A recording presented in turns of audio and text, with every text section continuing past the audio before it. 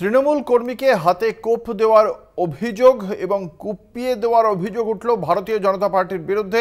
মুর্শিদাবাদের ঘটনা, মুর্শিদাবাদের হরিহর পাড়ার পাড়া গ্রামের ঘটনা। রাতে বাড়ি ফেরার সময় সুধীন ঘোষের ওপর হামলা হয় বলে অভিযোগ। আহত ব্যক্তি হরিহরপাড়া হাসপাতালে ভর্তি। তদন্ত শুরু করেছে হরিহরপাড়া থানার পুলিশ।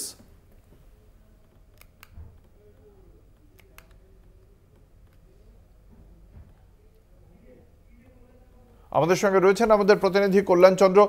কল্যাণ, এই ঘটনার প্রেক্ষিতে কারা এই হামলা চালিয়েছে, কি বলছেন ওই ব্যক্তি? হরিহরপাড়া তার বক্তব্য যে তিনি তৃণমূলকে ভোট দিয়েছিলেন এবং তৃণমূলের সঙ্গে ছিলেন বলে তার উপর হামলা চালিয়েছে বিজেপি আশ্রিত দুষ্কৃতীরা, এবং যারা তার উপর হামলা চালিয়েছে তাদেরকে তিনি চেনেন, অর্থাৎ পূর্ব পরিচিত। তাকে তিনি যখন বাড়ি ফিরছিলেন সেই সময় তাকে হাঁসুয়া দিয়ে কোপ মারে এবং সেই কোপটা বাম হাতে লাগে। তাদের হাতে আগ্নেয়াস্ত্র ছিল, অর্থাৎ দুষ্কৃতীদের হাতে আগ্নেয়াস্ত্র ছিল বলে অভিযোগ করেছেন সুধীন ঘোষ।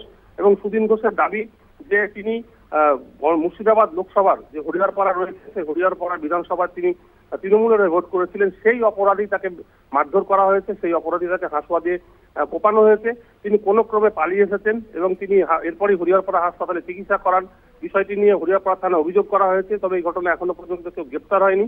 উল্টো দিকে অভিযোগ অস্বীকার করলেও বিজেপির দাবি, বিজেপির বক্তব্য যে ঘটনা ঘটেছে সে ঘটনা নিন্দনীয়, কিন্তু কে বা কারা করেছে সে বিষয়টা তাদের কাছে খোঁজ নেই। পুলিশ আইনের মতন চলবে, যাতে দোষীরা শাস্তি পায় সেটাও চায় বিজেপি। উল্টো দিকে সুধীন ঘোষ যিনি আহত হয়েছেন তার বক্তব্য যে তাকে পরিকল্পিতভাবে মারা হয়েছে।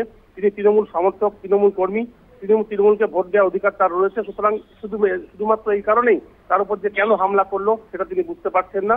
তবে যারা মেরেছে তবে বিজেপি আশ্রিত দুষ্কৃতী বলে তাদেরকে চেনেন। অঙ্কুর, ধন্যবাদ। আমাদের সঙ্গে ছিলেন আমাদের প্রতিনিধি কল্যাণ চন্দ্র।